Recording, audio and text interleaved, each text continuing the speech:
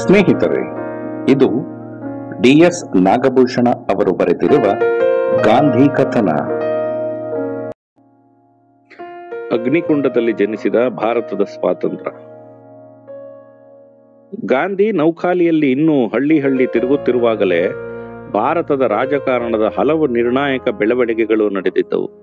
British ಸಾಮ್ರಾಜ್ಯ ಸರ್ಕಾರ ಸಂವಿಧಾನ ರಚನಾ ಸಭೆಗೆ ನಡೆಸಿದ್ದ ಸಿದ್ಧತೆಗಳ ಭಾಗವಾಗಿ ವಾಯುವ್ಯ ಗಡಿ ಪ್ರಾಂತ್ಯ ಮತ್ತು ಅಸ್ಸಾಂಗಳನ್ನು ಮುಸ್ಲಿಂ ಬಹುಸಂಖ್ಯಾತ ಪ್ರಾಂತ್ಯಗಳ ಗುಂಪಿಗೆ ಸೇರಿಸಿ ಆಜ್ಞೆ ಹೊರಡಿಸಿತ್ತು. 1946ರ ಡಿಸೆಂಬರ್ ಮೊದಲ ವಾರದಲ್ಲಿ ಲಂಡನ್ನಲ್ಲಿ ಕಾಂಗ್ರೆಸ್ ಪರವಾಗಿ ನೆಹರು, ಮುಸ್ಲಿಂ ಲೀಗ್ ಪರವಾಗಿ ಜಿನ್ನಾ ಮತ್ತು ಕ್ರಿಪ್ಸ್ ಸಚಿವ ಆಯೋಗದ ಸದಸ್ಯರು ಮತ್ತು ವೈಸ್ರಾಯ್ ವೇವೆಲ್ ಭಾಗವಹಿಸಿದ್ದ ಸಭೆಯ ನಂತರವೇ ಈ ಆಜ್ಞೆ ಹೊರಬಿದ್ದಿತ್ತು. ಈ ಸಭೆಗೆ ಮುನ್ನ ನೆಹರು ಮತ್ತು ಕೃಪಲಾನಿಯವರು ಸಮಾಲೋಚನೆಗಾಗಿ ಗಾಂಧಿಯವರನ್ನು ದೆಹಲಿಗೆ ಬರಬೇಕೆಂದು ಕೋರಿದ್ದರಾದರೂ ಗಾಂಧಿ ಅವರ ಕೋರಿಕೆಗೆ ಓಗೊಟ್ಟಿರಲಿಲ್ಲ. ಪಾಕಿಸ್ತಾನ ನಿರ್ಮಾಣದ ಪರ ಪಟೇಲರ ನಿರ್ಧಾರ, ಅಧಿಕಾರ ಹಸ್ತಾಂತರದ ಪ್ರಕಟಣೆ.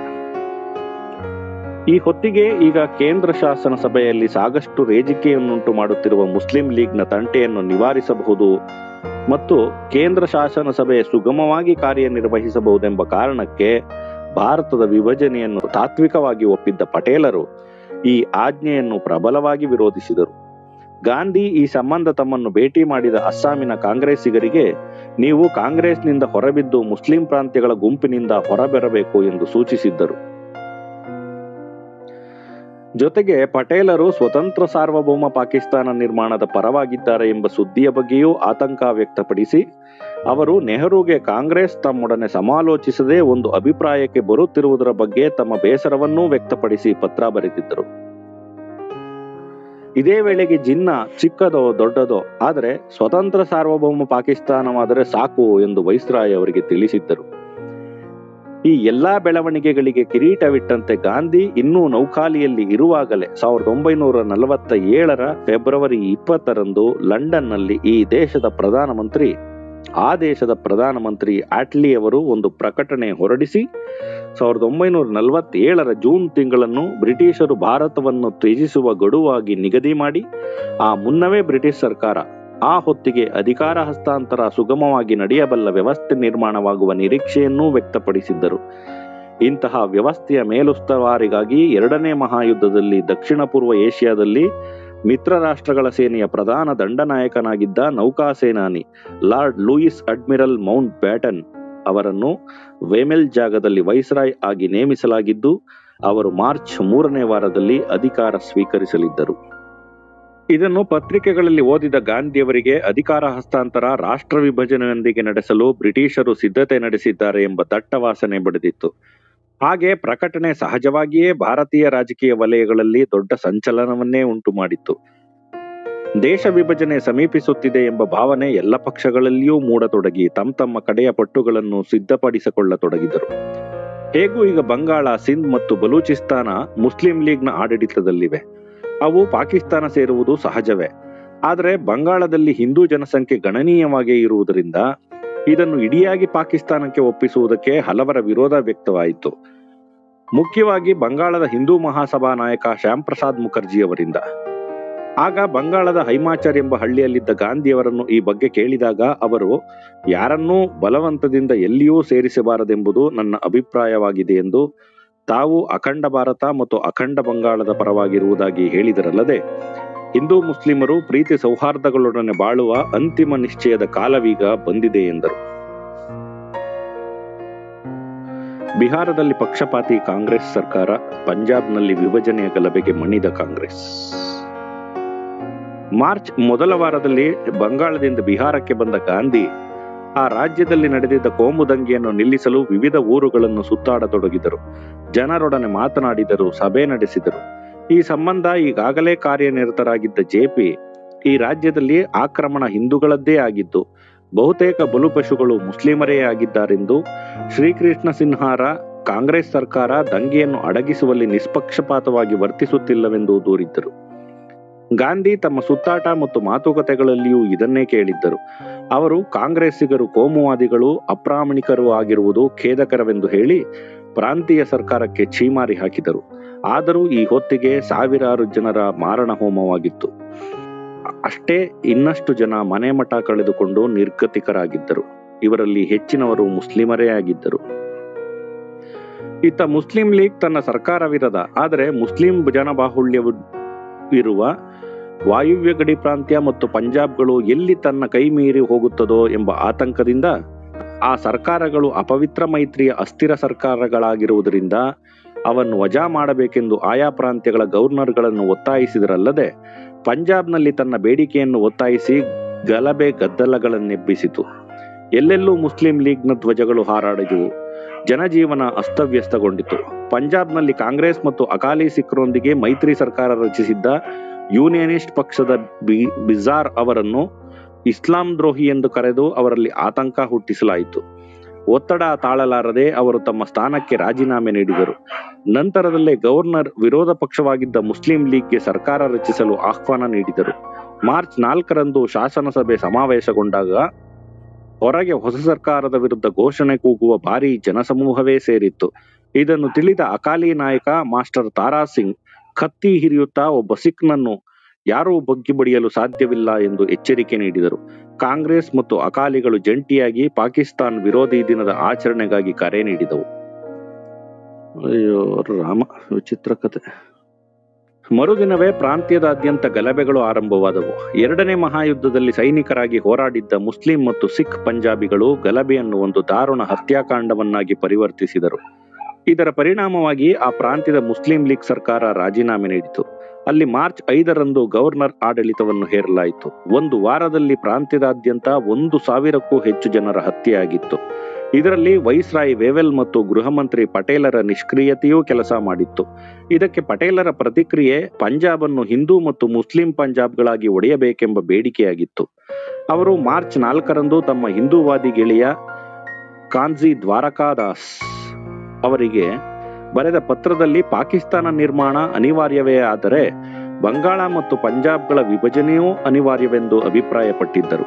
ಪಂಜಾಬ್ನ ಹಿಂದೂಗಳು ಮತ್ತು ಸಿಖ್ಖರದು ಇದೇ ಅಭಿಪ್ರಾಯವಾಗಿತ್ತು. ಇದನ್ನು ಅನುಸರಿಸಿ ಮಾರ್ಚ್ 9ರಂದು ದೆಹಲಿಯಲ್ಲಿ ಸಭೆ ಸೇರಿದ ಕಾಂಗ್ರೆಸ್ ಕಾರ್ಯಕಾರಿ ಸಮಿತಿ ಪಂಜಾಬ್ ವಿಭಜನೆಯನ್ನು ಆಗ್ರಹಿಸಿ ನಿರ್ಣಯ ಕೈಗೊಂಡಿತು.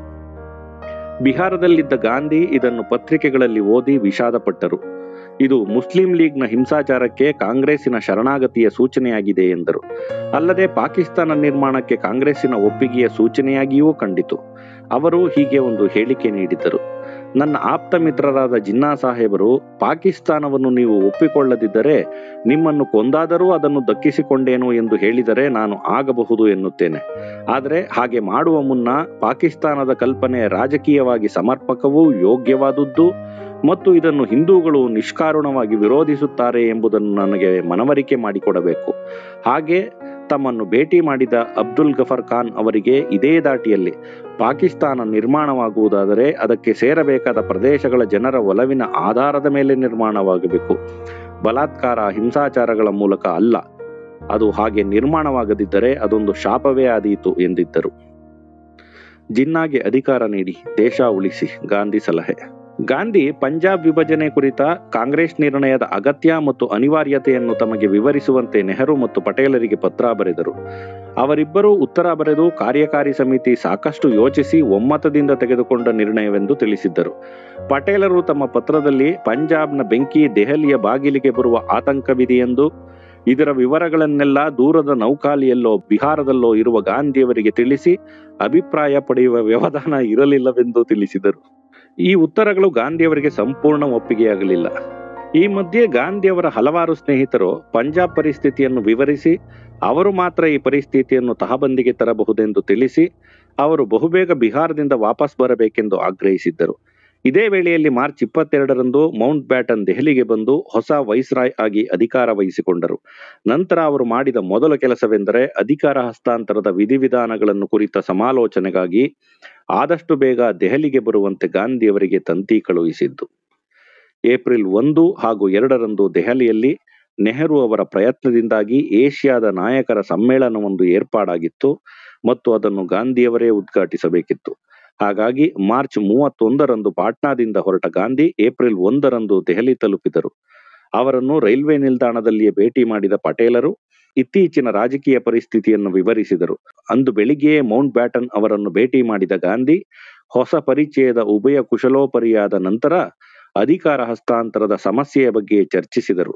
ಪಾಕಿಸ್ತಾನ ನಿರ್ಮಾಣ ಮತ್ತು ಅದರ ರಾಜಕೀಯ ಸ್ವರೂಪದ ಬಗ್ಗೆ ವಿವಾದವಿರುವುದರಿಂದ ಮತ್ತು ಜಿನ್ನಾ ಅವರೇ ಈ ಸಮಸ್ಯೆ ವಿವಾದಗಳ ಕೇಂದ್ರವಾಗಿರುವುದರಿಂದ ಅವರಿಗೆ ಸ್ವತಂತ್ರ ಭಾರತದ ಅಧಿಕಾರದ ಚುಕ್ಕಾಣಿ ವರ್ಗಾಯಿಸಿ ಈ ಸಮಸ್ಯೆಯನ್ನು ಬಗೆಹರಿಸಬಹುದೆಂದು ಗಾಂಧಿ ಸಲಹೆ ನೀಡಿದರು. ಈ ಸಲಹೆಯನ್ನು ಕೇಳಿ ನಿಬ್ಬೆರಗಾದ ಹೊಸ ವೈಸ್ರಾಯ್ ತಮ್ಮ ಸಲಹೆಯನ್ನು ಬರಹ ರೂಪದಲ್ಲಿ ನೀಡಬೇಕೆಂದು ಕೋರಿದರು. ಅದಕ್ಕೊಪ್ಪಿ ಗಾಂಧಿ ತಮ್ಮ ಸಲಹೆಯನ್ನು ಹೀಗೆ ನಿರೂಪಿಸಿದರು: ಜಿನ್ನಾ ಸಾಹೇಬರು ಅಧಿಕಾರ ವಹಿಸಿಕೊಂಡು ತಮಗೆ ಸರಿಕಂಡ ರೀತಿಯಲ್ಲಿ ತಮ್ಮ ಸಚಿವ ಸಂಪುಟವನ್ನು ರಚಿಸಿಕೊಳ್ಳಬಹುದು. ಕೇಂದ್ರ ಶಾಸನ ಸಭೆಯಲ್ಲಿ ಬಹುಮತದಲ್ಲಿರುವ ಕಾಂಗ್ರೆಸ್ ಅವರು ಒಟ್ಟಾರೆ ಭಾರತದ ಜನತೆಯ ಹಿತಕ್ಕಾಗಿ ತೆಗೆದುಕೊಳ್ಳುವ ಎಲ್ಲ ನಿರ್ಧಾರವನ್ನು ಮುಕ್ತವಾಗಿ ಮತ್ತು ನಿಷ್ಠೆಯಿಂದ ಬೆಂಬಲಿಸುತ್ತದೆ. ಈ ವಿಷಯವಾಗಿ ಯಾವುದೇ ವಿವಾದ ಉಂಟಾದರೂ ಅದು ವೈಸ್ರಾಯ್ ಅವರ ಮಧ್ಯಸ್ಥಿಕೆಯಲ್ಲಿ ಪರಿಹಾರವಾಗತಕ್ಕದ್ದು. ಇದನ್ನು ಜಿನ್ನಾ ಸಾಹೇಬರು ಒಪ್ಪದೇ ಇದ್ದಲ್ಲಿ ಇದೇ ಆಹ್ವಾನವನ್ನು ಕಾಂಗ್ರೆಸ್ಸಿಗೆ ನೀಡತಕ್ಕದ್ದು. ಈ ಸಲಹೆಯನ್ನು ನೀಡಿದ ನಂತರ ಮಾರನೇ ದಿನವೂ ಗಾಂಧಿ ಮೌಂಟ್ ಬ್ಯಾಟನ್ ಅವರನ್ನು ಭೇಟಿ ಮಾಡಿದರು. ತಮ್ಮ ಸಲಹೆಯ ಕಾರ್ಯಸಾಧ್ಯತೆಯ ಬಗ್ಗೆ ಅನುಮಾನ ವ್ಯಕ್ತಪಡಿಸಿದ ವೈಸ್ರಾಯ್ಗೆ ಗಾಂಧಿ ತಾವು ಜಿನ್ನಾ ಅವರಿಗೂ ಇದರ ಅಮೂಲ್ಯತೆಯನ್ನು ಮನವರಿಕೆ ಮಾಡಿಕೊಡುವುದಾಗಿಯೂ ದೇಶಾದ್ಯಂತ ಪ್ರವಾಸ ಮಾಡಿ ಈ ಬಗ್ಗೆ ಜನರ ಮನವೊಲಿಸುವುದಾಗಿಯೂ ತಿಳಿಸಿದರು. ನಂತರದ ದಿನಗಳಲ್ಲಿ ಮೌಂಟ್ ಬ್ಯಾಟನ್ ನೆಹರು ಅವರನ್ನು ಭೋಜನ ಕೂಟಕ್ಕೆ ಆಹ್ವಾನಿಸಿ ಗಾಂಧಿಯವರ ಸಲಹೆಯ ಬಗ್ಗೆ ಅವರ ಅಭಿಪ್ರಾಯ ಕೋರಿದರು. ನಂತರದ ದಿನಗಳಲ್ಲಿ ಗಾಂಧಿಯವರು ಕಾಂಗ್ರೆಸ್ ಕಾರ್ಯಕಾರಿ ಸಮಿತಿಯ ಸದಸ್ಯರನ್ನು ಭೇಟಿ ಮಾಡಿ ತಮ್ಮ ಸಲಹೆಯನ್ನು ವಿವರಿಸಿದರು. ಆದರೆ ಗಫರ್ ಖಾನ್ರ ಹೊರತಾಗಿ ಮತ್ತಾರೂ ಅದನ್ನು ಒಪ್ಪಲು ಸಿದ್ಧರಿರಲಿಲ್ಲ. ಕಾರ್ಯಕಾರಿ ಸಮಿತಿ ಗಾಂಧಿಯವರ ಸಲಹೆಯನ್ನು ಅಧಿಕೃತವಾಗಿ ತಿರಸ್ಕರಿಸುವ ನಿರ್ಣಯವನ್ನೂ ಕೈಗೊಂಡಿತು. ಅಲ್ಲಿಗೆ ಭಾರತದ ಏಕತೆಯನ್ನು ಉಳಿಸಿ ದೇಶದಲ್ಲಿ ಶಾಂತಿ ಸ್ಥಾಪಿಸುವ ಗಾಂಧಿಯವರ ಕೊನೆಯ ಪ್ರಯತ್ನ ವಿಫಲವಾಗಿತ್ತು. ಏಷ್ಯಾ ನಾಯಕರಿಗೆ ಗಾಂಧಿ ಸಂದೇಶ. ಗಾಂಧಿ ಏಪ್ರಿಲ್ 1 ಮತ್ತು 2ರಂದು ಏಷ್ಯಾದ ನಾಯಕ ಸಮ್ಮೇಳನದಲ್ಲಿ ಭಾಷಣ ಮಾಡಿದರು. ಅದರಲ್ಲಿ ಏಷ್ಯಾ ಪಶ್ಚಿಮದ ದೇಶಗಳಿಗೆ ದಾರ್ಶನಿಕವಾಗಿ ಮಾರ್ಗದರ್ಶಿಯಾಗಬಲ್ಲ ಘನವಾದ ಪರಂಪರೆಯನ್ನೇ ಹೊಂದಿದೆ ಎಂದು ಹೇಳಿದ ಅವರು, ಜಗತ್ತಿನ ಆಧ್ಯಾತ್ಮಿಕತೆಯನ್ನು ರೂಪಿಸಿದ ಝರತುಷ್ಟ್ರ, ನಂತರ ಬುದ್ಧ, ಅನಂತರ ಮೋಸೆಸ್, ಯೇಸು, ತದನಂತರ ಮೊಹಮ್ಮದ್ ಪೈಗಂಬರ್ ವರೆಗೆ ಎಲ್ಲರೂ ಏಷ್ಯನ್ನರೇ ಎಂದು ವಿವರಿಸಿದರು. ಕ್ರಿಸ್ತನ ಧರ್ಮ ಏಷ್ಯಾ ಬಿಟ್ಟು ಪಶ್ಚಿಮದ ಕಡೆ ಸಾಗಿದಾಗ ಅದು ಹಿಂಸಾತ್ಮಕವಾಯಿತು ಎಂದ ಅವರು, ಪಶ್ಚಿಮ ಇಂದು ಅಣುಬಾಂಬಿನ ಪ್ರತೀಕವಾಗಿದ್ದು ಅದನ್ನು ಅನುಕರಿಸುವುದು ಅನಾಹುತಕಾರಿಯಾದೀತು ಎಂದು ಎಚ್ಚರಿಸಿದರು. ಭಾರತದ ಈ ಸಂದರ್ಭದ ಕೋಮು ಗಲಭೆಗಳ ಹಿನ್ನೆಲೆಯಲ್ಲಿಯೂ ಯಾವ ಮುಜುಗರವನ್ನೂ ವ್ಯಕ್ತಪಡಿಸದೆ ಇಂದಿನ ಜಾಗತಿಕ ಸಂದರ್ಭದಲ್ಲಿ ಏಷ್ಯಾ ಪ್ರೀತಿ ಪ್ರೇಮಗಳ ಸಂದೇಶವನ್ನು ನೀಡಬೇಕಾಗಿದೆ ಎಂದು ಅವರು ಹೇಳಿದರು. ಅಂದಿನ ಗಲಭೆಗಳನ್ನು ಅವರು ನಿರ್ವಹಿಸುತ್ತಿದ್ದ ರೀತಿ ನೀತಿಗಳ ಹಿನ್ನೆಲೆಯಲ್ಲಿ ಅವರಿಗೆ ಹೀಗೆ ಹೇಳುವ ಎಲ್ಲ ಅಧಿಕಾರವೂ ಇತ್ತು ಕೂಡ. ಈ ಸಂದರ್ಭದಲ್ಲಿಯೇ ಅರಬ್ ದೇಶದ ಕವಿ ಮಿಕೇಲ್ ನೋಯ್ಮಾ ಹೀಗೊಂದು ಪದ್ಯ ಬರೆದು ಗಾಂಧಿಗೆ ಅರ್ಪಿಸಿದ್ದರು: ಗಾಂಧಿ ಕೈನ ತಕಲಿ ಕತ್ತಿಯನ್ನು ಸೋಲಿಸುವುದು, ಅವರ ಮೇಲುಡುಗೆಯೇ ಸಮುದ್ರ ಸೇನಾನಿಗಳ ದಾಳಿಗೆ ಗುರಾಣಿಯಾಗುವುದು, ಬ್ರಿಟಿಷರ ಸಿಂಹ ಕೂಡ ಗಾಂಧಿಯ ಮೇಕೆಯನ್ನು ಕಂಡು ಓಡಿ ಹೋಗುವುದು. ತಕಲಿ ಅಂದ್ರೇನು?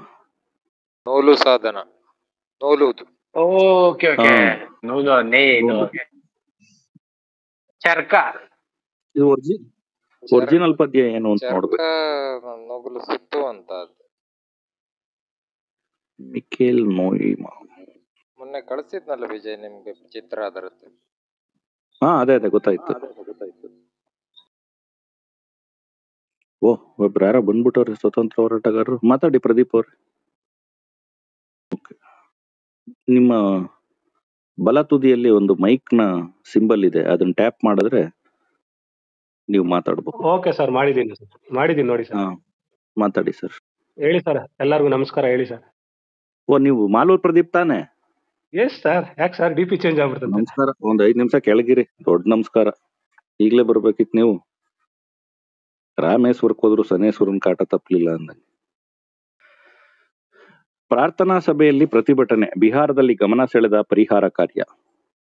ಅದೇನೇ ಇದ್ದರೂ ಭಾರತದ ಅಂದಿನ ರಾಜಕೀಯ ಪರಿಸ್ಥಿತಿಗೆ ಸಂಬಂಧಿಸಿದಂತೆ ಗಾಂಧಿ ನಿರಾಶರಾಗಿಯೇ ಬಿಹಾರ್ಗೆ ಹಿಂದಿರುಗಿದ್ದರು. ಆದರೆ ಅವರು ಮತ್ತು ಕಾಂಗ್ರೆಸ್ನ ಇತರರಾರು ಮುಖಂಡರಿಗೆ ಗೊತ್ತಾಗದಂತಹ ಒಂದು ಸಂಗತಿ ಎಂದರೆ, ಮೌಂಟ್ ಬ್ಯಾಟನ್ ಗಾಂಧಿಯವರ ಸಲಹೆಯನ್ನು ಜಿನ್ನಾರೊಂದಿಗೆ ನಡೆಸಿದ ಸಭೆಯಲ್ಲಿ ಮುಂದಿಟ್ಟಾಗ ಒಂದು ಕ್ಷಣ ಅವರ ಮುಖದಲ್ಲಿ ಮಂದಹಾಸವೊಂದು ಹಾದು ಹೋಗಿ ಅವರು ಅದನ್ನು ಒಪ್ಪಿಕೊಳ್ಳುವ ಎಲ್ಲ ಸೂಚನೆಗಳು ವ್ಯಕ್ತವಾಗಿದ್ದವು ಎಂಬುದು. ಜಿನ್ನಾ ಅವರ ಜೀವನ ಚರಿತ್ರೆಗಾರ ಸ್ಟ್ಯಾನ್ಲಿ ವೋಲ್ಬೈಟ್ ಕೂಡ ಇದಕ್ಕೆ ಪುಷ್ಟಿ ನೀಡಿದ್ದಾರೆ ಎಂಬುದು ಇಲ್ಲಿ ಗಮನಾರ್ಹ. ಗಾಂಧಿ ದೆಹಲಿಯಲ್ಲಿದ್ದಾಗ ಅವರನ್ನು ವಿಚಲಿತಗೊಳಿಸಿದ ಇನ್ನೊಂದು ಸಂಗತಿಯೂ ಇತ್ತು. ಅವರು ವಾಸಿಸುತ್ತಿದ್ದ ಹರಿಜನ್ ಕಾಲೋನಿಯಲ್ಲಿ ಪ್ರತಿ ಸಂಜೆ ನಡೆಸುತ್ತಿದ್ದ ಪ್ರಾರ್ಥನಾ ಸಭೆಗಳಲ್ಲಿ ಕುರಾನ್ ಪಠಣದ ವಿರುದ್ಧ ಪ್ರತಿಭಟನೆಗಳು ನಡೆದಿದ್ದವು. ಅವರು ಬಿಹಾರಕ್ಕೆ ಹೋದ ನಂತರವೂ ಕಲ್ಕತ್ತಾದ ವಕೀಲೆಯೊಬ್ಬರು ನೌಖಾಲಿಯಲ್ಲಿ ಮುಸ್ಲಿಮರ ಹಿಂಸಾಚಾರವನ್ನು ಅಹಿಂಸಾತ್ಮಕವಾಗಿ ತಡೆಯಲಾಗದಿದ್ದರೆ ಹಿಂದೂಗಳು ಆತ್ಮಾರ್ಪಣೆಯ ಮೂಲಕ ಎದುರಿಸಬೇಕು ಎಂದು ಗಾಂಧಿ ಉಪದೇಶಿಸಿದ್ದಾರೆಂದು ಟೀಕಿಸಿ, ಗೀತೆಯ ಸಂದೇಶಕ್ಕೆ ವಿರುದ್ಧ ಸಂದೇಶವಿರುವ ಕುರಾನ್ಗೆ ನಿಮ್ಮಿಂದ ಮಾನ್ಯತೆ ಏಕೆ ಎಂದು ಪ್ರಶ್ನಿಸಿದ್ದರು. ಅದಕ್ಕೆ ಗಾಂಧಿ ತಾವು ನೌಖಾಲಿಯಲ್ಲಿ ಹಿಂದೂಗಳಿಗೆ ಹೇಳಿದ್ದನ್ನೇ ಬಿಹಾರದ ಮುಸ್ಲಿಮರಿಗೂ ಹೇಳುತ್ತಿರುವುದಾಗಿ, ಗೀತೆ ಕುರಾನ್ ಸಂಬಂಧ ತಮ್ಮ ಓದಿನ ಫಲವಾಗಿದ್ದು ಅದನ್ನು ಒಪ್ಪುವುದು ಬಿಡುವುದು ಅವರಿಗೇ ಸೇರಿದ್ದೆಂದು ಉತ್ತರ ಬರೆದಿದ್ದರು. ಮತ್ತೆ ಬಿಹಾರದ ಕೋಮು ಗಲಭೆಯ ಪರಿಹಾರ ಕಾರ್ಯಗಳಲ್ಲಿ ತೊಡಗಿಕೊಂಡ ಗಾಂಧಿ ಇದಕ್ಕಾಗಿ ತಾವು ಬಿಹಾರಕ್ಕೆ ಬರುವ ಮೊದಲೇ ಸುಭಾಷ್ ಚಂದ್ರ ಬೋಸರ ಆಜಾದ್ ಹಿಂದ್ ಫೌಜ್ ಸೇನಾಧಿಕಾರಿಯಾಗಿದ್ದ ಶಾ ನವಾಜ್ ಖಾನ್ ಮತ್ತವರ ತಂಡವೊಂದು ಈ ಕಾರ್ಯಕ್ಕಾಗಿ ಕಳುಹಿಸಿದ್ದರು. ಆದರೆ ಅಲ್ಲಿನ ಸರ್ಕಾರಿ ಅಧಿಕಾರಿಗಳು ಅವರಿಗೆ ಯಾವ ಸಹಕಾರವನ್ನೂ ನೀಡುತ್ತಿರಲಿಲ್ಲ. ಆದರೆ ಅಂತಹ ಕಡೆಗಳಿಗೆಲ್ಲ ಗಾಂಧಿ ಹೋದ ನಂತರ ಅಧಿಕಾರಿಗಳ ಧೋರಣೆ ಬದಲಾಯಿತು. ಗಾಂಧಿ ಹೋದೆಡೆಯೆಲ್ಲ ಬಹುಸಂಖ್ಯಾತ ಜನ ಅವರಿಗೆ ಸ್ಪಂದಿಸುತ್ತಿದ್ದುದೇ ಇದಕ್ಕೆ ಕಾರಣವಾಗಿತ್ತು. ಇದು ಹೇಗೆ ಸಾಧ್ಯವಾಗುತ್ತಿತ್ತು ಎಂಬುದನ್ನು ಆ ಸಂದರ್ಭದಲ್ಲಿ ಗಾಂಧಿಯವರ ಜೊತೆ ಇದ್ದ ಅಂಬಾಲಾಲ್ ಸಾರಾಭಾಯಿ ಅವರ ಮಗಳು ಮೃದುಲಾ ಸಾರಾಭಾಯಿ ವಿವರಿಸಿದ್ದಾರೆ. ಗಾಂಧಿ ಪ್ರತಿ ಸಭೆಯಲ್ಲೂ ತಾವು ಸೇವಾಗ್ರಾಮದಲ್ಲಿದ್ದಾಗ ತಮ್ಮೊಂದಿಗೆ ಕೆಲ ದಿನ ತಂಗಿದ್ದ ಜಪಾನ್ನ ಬೌದ್ಧ ಭಿಕ್ಷು ಒಬ್ಬ ತಮಗೆ ಕಲಿಸಿದ್ದ ಮಂತ್ರವೊಂದನ್ನು ಪಠಿಸುವರು. ಅದು ಇಡೀ ಸಭೆಯ ವಾತಾವರಣವನ್ನೇ ಆಧ್ಯಾತ್ಮಿಕಗೊಳಿಸುವುದು. ನಂತರ ಝೆಂಡ್-ವೆಸ್ತಾ, ಕುರಾನ್, ಗೀತೆ, ಬೈಬಲ್ಗಳ ಆಯ್ದ ಭಾಗಗಳ ಪಠನವಾಗುವುದು. ಕೊನೆಗೆ ಈಶ್ವರ್ ಅಲ್ಲಾ ತೇರೆ ನಾಮ್ ಸಬ್ಕೋ ಸನ್ಮತಿ ದೇ ಭಗವಾನ್ ಎಂದು ಕೊನೆಗೊಳ್ಳುವ ರಾಮ್ಧುನ್ ಮುಗಿಯುವ ಹೊತ್ತಿಗೆ ಮುಂದೆ ಗಾಂಧಿ ಹೇಳುವ ಮಾತುಗಳು ಜನರಿಗೆ ಪ್ರವಾದಿಯ ಮಾತುಗಳಂತೆ ಕೇಳುವಂತಹ ಮಾಂತ್ರಿಕತೆ ಇಡೀ ಸಭೆಯನ್ನು ಆವರಿಸುತ್ತಿತ್ತು. ನಂತರ ಗಾಂಧಿ ಗಲಭೆ ನಡೆದ ಸ್ಥಳಗಳತ್ತ ನಡೆಯುತ್ತಿದ್ದರು.